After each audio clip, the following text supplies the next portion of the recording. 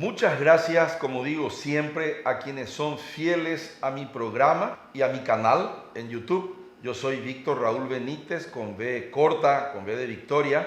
Soy economista y en el día de hoy quiero hablar sobre Richard Thaler, economista, quien nos explica sobre por qué los hombres nos portamos mal. Después vamos a tener un primer plano de este libro.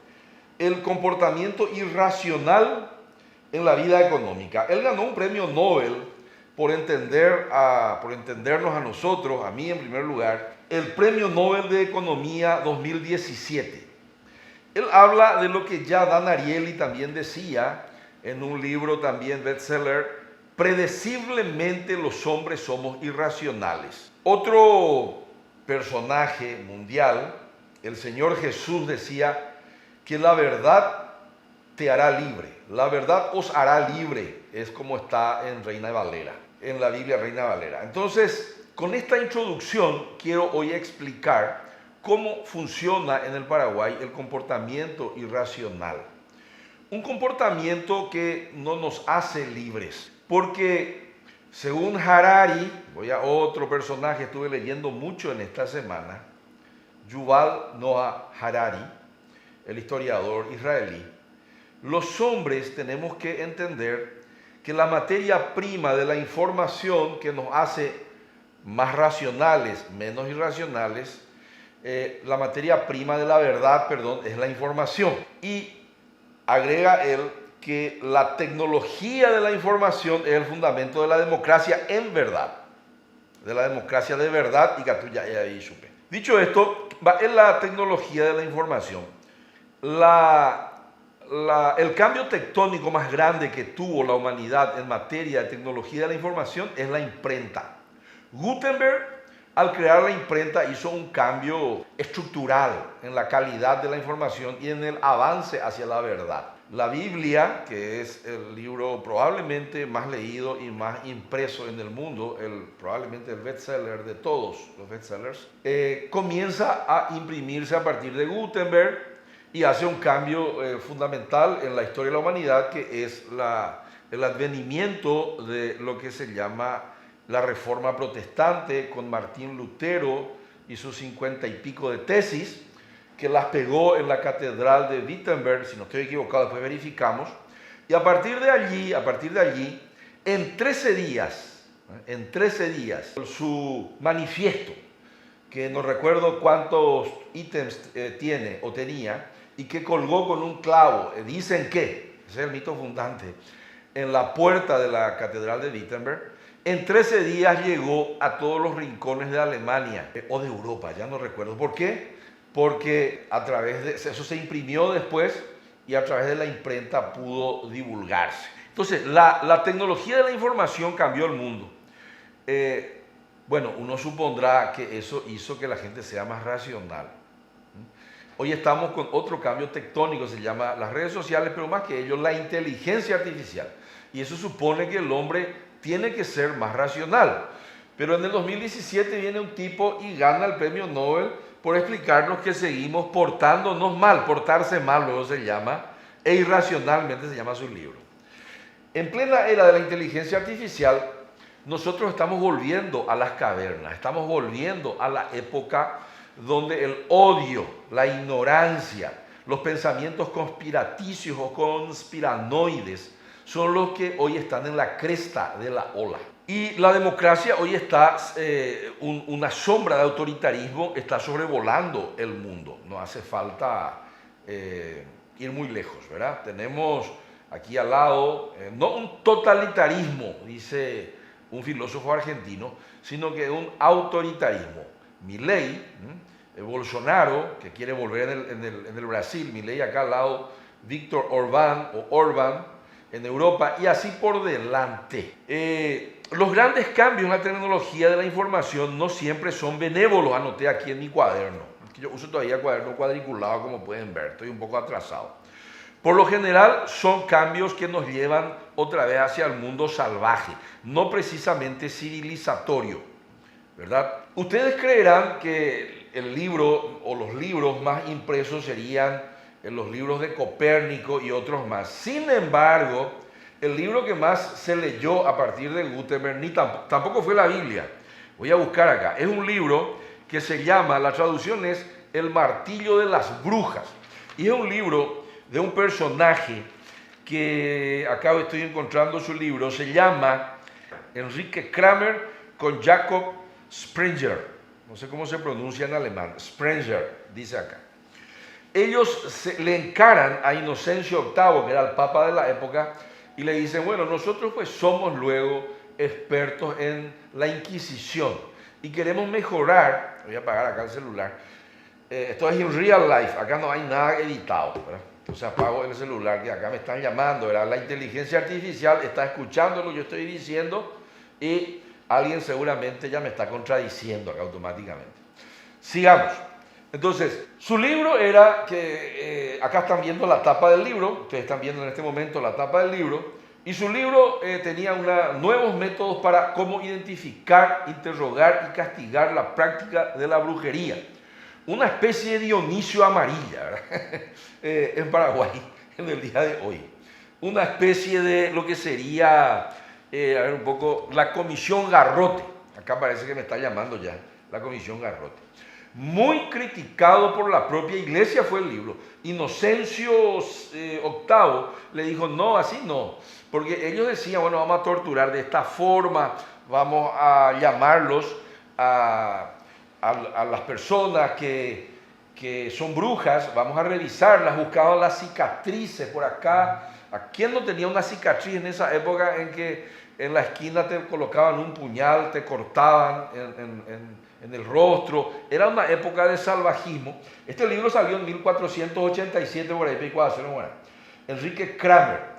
Y no salió en la época de la Edad Media, sino que salió en el Renacimiento, en la época de Copérnico, en la época de Leonardo da Vinci, en la época de Miguel Ángel, Michelangelo, y así por delante. En esa época, entonces digo yo, y ahora ya digo yo, ¿por qué? Anoté acá, y tuiteé ya, antes de este programa van a encontrar en mis tweets, ¿por qué la humanidad, siendo tan inteligente, tiene tanta gente estúpida? Esa es mi reflexión, esa no es reflexión de nadie.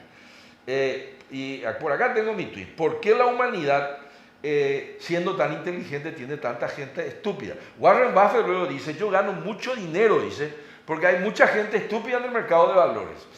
Y entonces yo me aprovecho de ellos y Warren Buffett, y se hizo rico.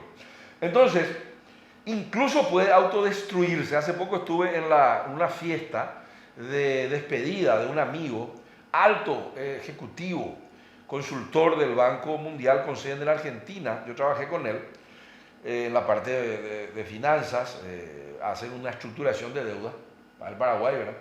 Y él al despedirse se va a África, me dice, che, ustedes los paraguayos tienen que dejar de acá está, de atentarse contra sí mismos, acá está. ¿Y por qué? Le dije yo, y porque ustedes creen en brujas, en conspiraciones, ustedes creen en el Pora, en el Yacel Yateré, y creen que es verdad. A propósito, ahora pueden ver ustedes, un ratito nomás, una publicidad de Hilux manejado por Pora, por Yacel Yateré. Es decir, en el Paraguay necesitamos un próximo presidente Hilux, Toyota, todoterreno, ¿verdad? Que, como dice la publicidad, sea a prueba de Yacel Yateré, a prueba de mitos, que destruya esos mitos y que sea todoterreno.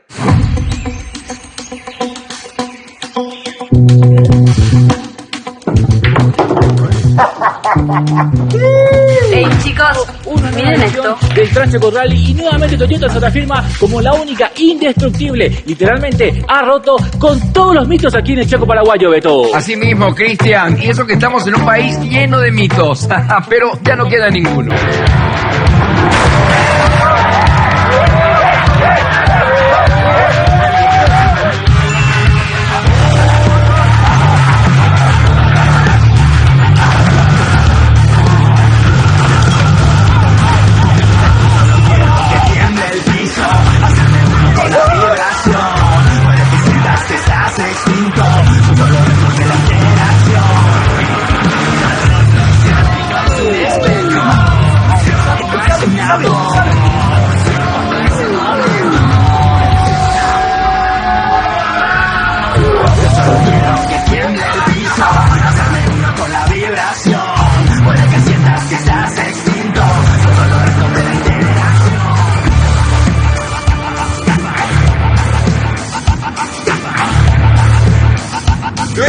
el auto de Anuel.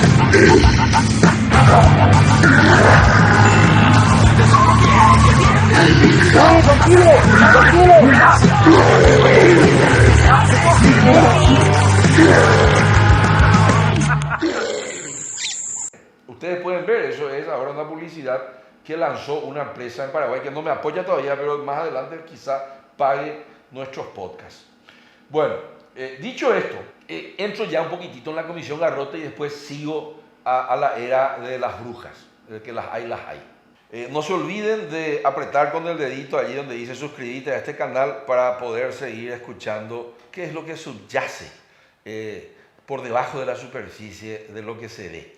Porque las cosas que se ven vienen de las que no se ven, está escrito eso. Y sigo. Dan Ariely ya dijo, ¿verdad? El ser humano es predeciblemente irracional. Y en el caso de la Comisión Garrote, ustedes están viendo ahí las fotografías de los que forman parte de esa comisión y también de los que fueron llamados a esa comisión, que está persiguiendo a organizaciones no gubernamentales que invirtieron dinero que vino del exterior en su mayoría, y muchos de esos dineros fueron utilizados para generar información clasificada seguramente sobre actos de corrupción o para promover la transparencia en algunos casos. La Comisión Garrote de Investigación, que se llama así, convocó a gente que, inclusive esa comisión, así como el Papa Inocencio VIII, la propia gente que después se fue a la Comisión Garrote, dijo, no, yo no tengo nada factual, yo lo que tengo es opinión. Y el Papa dijo hace siglos, che, cuidado con las opiniones de estos cazadores de brujas y de brujos, porque ellos no tienen nada factual, lo que ellos tienen son opiniones de que la gente que tiene una marca acá es bruja, de que si uno tiene una verruga aquí en la espalda no sigue los caminos de Dios, patria y familia. Bueno, sigo.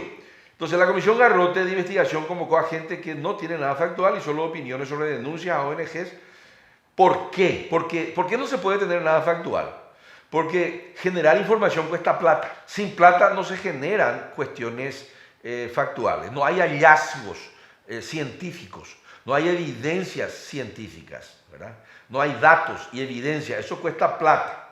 Y es lógico que quienes investigan con plata ajena, con plata que no es paraguaya, a cómo se usa la plata paraguaya, a cómo se usa la plata que sí es paraguaya, la plata pública y la corrupción de la política, y después denuncian, es lógico que reciban pagos por su tarea de investigar y divulgar lo que investigan. Es un tuit.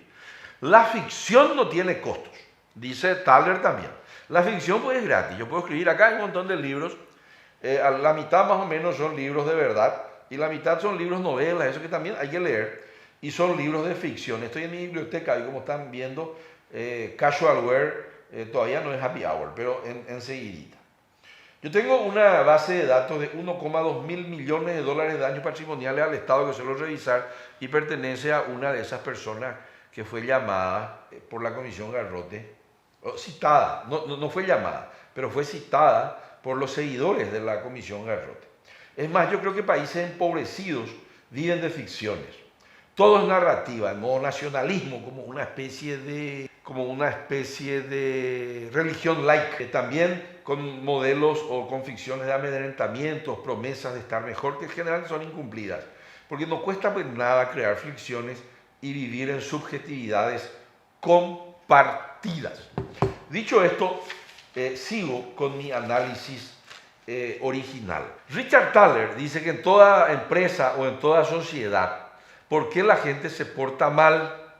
Y dice, porque esto es una cuestión de poder.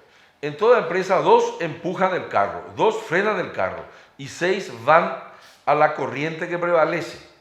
En Paraguay, ustedes pueden ver ahora, generalmente gana las elecciones el que pierde, pero es la corriente que prevalece. Porque la mayoría que querría, es una suposición, esa ya es una opinión nomás, empujar el carro y cambiar el ritmo del crecimiento y sobre todo el desarrollo en el Paraguay, la calidad de vida en este país, como ustedes ven es mayoría en ese cuadrito, ese que yo hice, un cuadrito carapé que hice sobre los resultados de las elecciones desde la democracia de 1987. Es muy importante que nosotros entendamos esto. La corriente que prevalece gana la elección, aunque pierda cuantitativamente, pero como no hay segunda vuelta, entonces siempre pierde. Y entonces venimos con los mitos. Como le dijo, ya creo que ya conté la historia, como le dijo su primer ministro a la reina en 1800 y piquito, cuando ella dijo, ¿por qué hay tantos pobres? ¿Por qué hay tanta gente que muere de cólera? Y él le dijo, no hay que meterse con eso, porque no hay que nunca ir en contra de la corriente, contra el orden establecido. ¿Y cuál era el orden establecido en Londres? Que la gente se moría de cólera, había epidemias de cólera. Hasta que vino un tipo que se llama John Snow, un médico, que dijo, che, ¿qué tal si revisamos de dónde se concentra la mayoría de la gente que muere de cólera?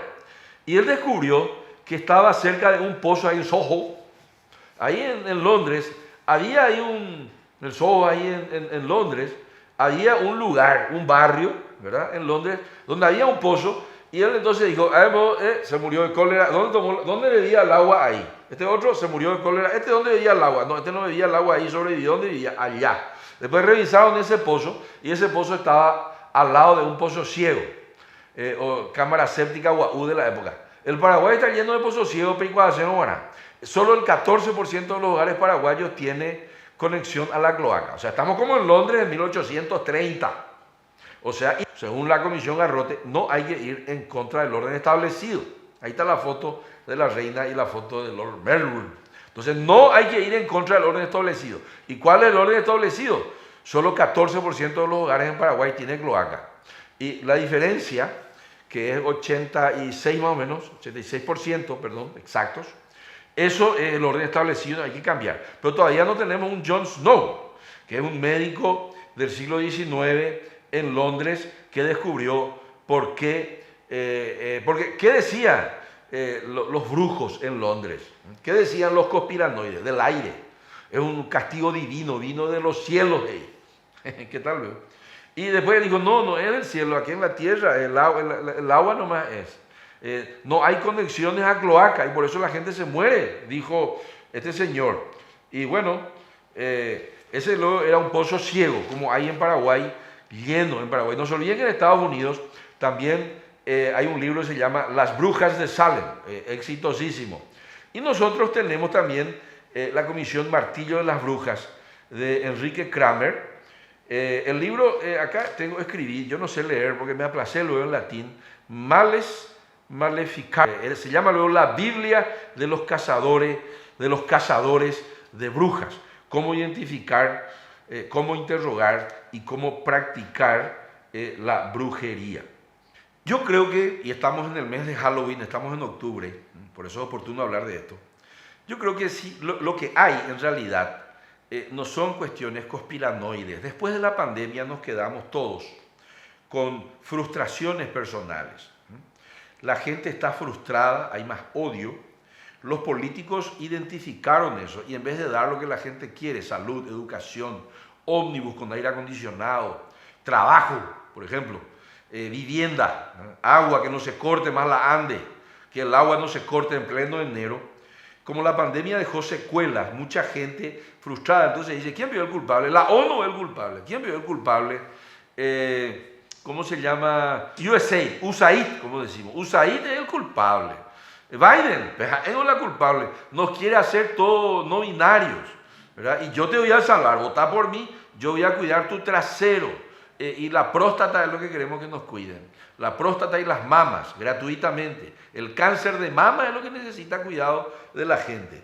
Entonces, lo que yo encontré es que hay emociones motorizadas algorítmicamente que recogen las rabias y los odios que están en la gente, le dan un cauce electoral, ganan elecciones, así como ustedes están viendo, así también ganaron mucho. Ya había luego uno que creo que era Riquelme, Don Blas parece que era trabajo en primer lugar, y la gente como estaba hambrienta y sin trabajo, votaba coañan de salvata, pero no pasa nada después.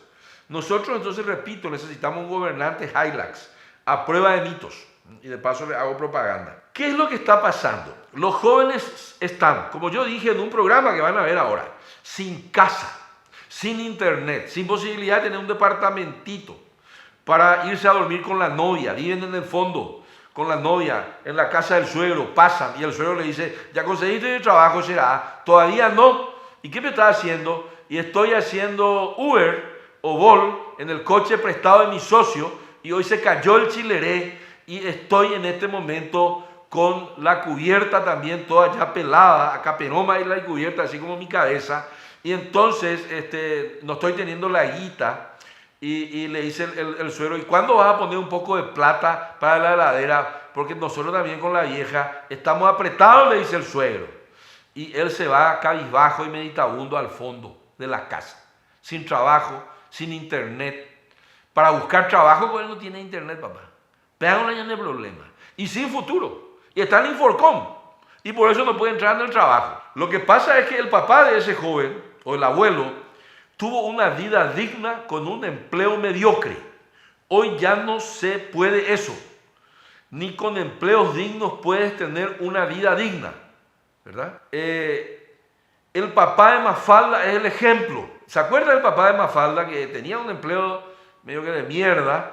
Pero aún así, esto lo dice Andrés Malamud, le doy crédito a él en una entrevista que le hicieron en la Argentina, le hicieron una entrevista, él dice, Andrés Malamud dice que los gobiernos hoy tienen más idiotez que autoritarismo y nos quieren tratar de idiotas, contándonos cuentos de brujas, contándonos cuestiones de odio para que canalicemos hacia allí nuestras frustraciones personales, y la gente más frustrada entonces se va al odio. Como dice Harari, él dice que hate y, ¿cómo era? Miedo, hay odio, hay miedo sobre el futuro, hay angustia. Los jóvenes están angustiados. Pero una vez hay los jóvenes, vamos a dejar de llamarles así porque me dijeron que ellos se sienten millennials, frustrados, angustiados y no tienen por dónde canalizar. Van a las drogas, odio, los de clase un poco media y alta, y de allí está esa clase media, baja, mestiza, que trabaja de noche, que se convierte, él no sabe usar ni un arma, ponen un revólver guau, o si tienen una bala, se ponen ¿cómo se llama? Un chaleco, ahí, que le da al patrón, que no le paga el mínimo, pero le hace firmar que él recibió el salario como el mínimo, guau, ¿verdad? Así es hoy la jugada. Y un joven, o una persona todavía o ya madura, 34 años, adulta, que para el Paraguay está todavía dentro de lo que le llamamos bono demográfico, él hace de guardia privada, ya esa persona. Él en realidad está arriesgando su vida por menos de un salario mínimo, trabaja de noche, está frustrada y le dicen que él es un guardia. 80.000 guardias más o menos privados contra 30.000, 40.000 que tiene la policía. Hay más guardias privados que guardias públicos. Dicho esto, la salida, ¿cuál es la salida? Y bueno, la salida es el aeropuerto, acá, Silvio Petirosi. La salida es España, estuve hablando con gente que vive en Madrid. La salida es España. 621 millones de dólares. Estuve viendo que más de 2 dígitos ya en el primer semestre del 2024 subieron las remesas. Los remeseros y las remeseras, mujeres paraguayas heroicas que están en España, en Madrid, dando de comer a sus hijos, pagando la facultad, pagando el colegio, el micro, el pasaje, la cuota de la moto, pagando el albañil que hace una piecita más, que hace el baño moderno en las compañías del interior, ahí en mi valle, Carapeguá, en la compañía Zapallo, allá hacia Campo 9, en las compañías. Ustedes saben que en las compañías el presidente de la República no existe, ellos no saben qué es lo que está haciendo el señor Peña con su gabinete, que puede estar haciendo muchos esfuerzos, pero ellos no se dan por enterados, porque la remesera, esa es la que le hace llegar la platita. Y de esa depende el abuelito, el inalapril de la abuela, que tiene presión alta, que está por morirse, que vive en la piecita del fondo. Y que como no tienen la plata para su pañal, tienen un vacín ahí lleno de pipí y lleno de otras cosas. Desesperados. Pero una de realidad, ese papá. Y nosotros, la respuesta es Dios, patria y familia. Y con eso no estamos yendo para adelante. La gente tiene hambre y quien tiene hambre tiene prisa. Muchísimas gracias. Eso es lo que subyace a lo que la gente ve. Que Dios les bendiga, pero sobre todo ¿Qué Dios? Pero el Dios verdadero. El Dios de los países realmente que tienen una fe verdadera, no un Dios falso. El Dios del rey Salomón, que tuvo una inmensa riqueza, a quien se le atribuye haber escrito el libro bíblico de Eclesiastés. Es un artículo mío que escribí y que salió en última hora, creo que, o en 5 días. Dice, debajo del sol todo es vanidad. ¿Saben cuántas veces él repite eso? 28 veces. Vean a Dios verdadero. El Dios que está, decía él, debajo del sol decía todo es vanidad. Pero encima del sol, ¿verdad? Encima del sol habita la eternidad. Desde esa perspectiva yo analizo el Dios patria y familia, desde una perspectiva crítica, porque todo es volaterapia. Nos quieren correr con la vaina de que son creyentes, gente que es hereje, y podemos discutir sobre teología. Yo creo que la gente está pasando hambre. Quien tiene hambre tiene prisa, y la cantidad de pobreza, de sufrimiento que puede soportar una democracia tiene límites. Por eso la gente está esperando un nuevo tiempo, esperanzado. Y yo les digo a esa gente que me está viendo hoy, ya falta poco. Muchísimas gracias, que el Dios verdadero les bendiga.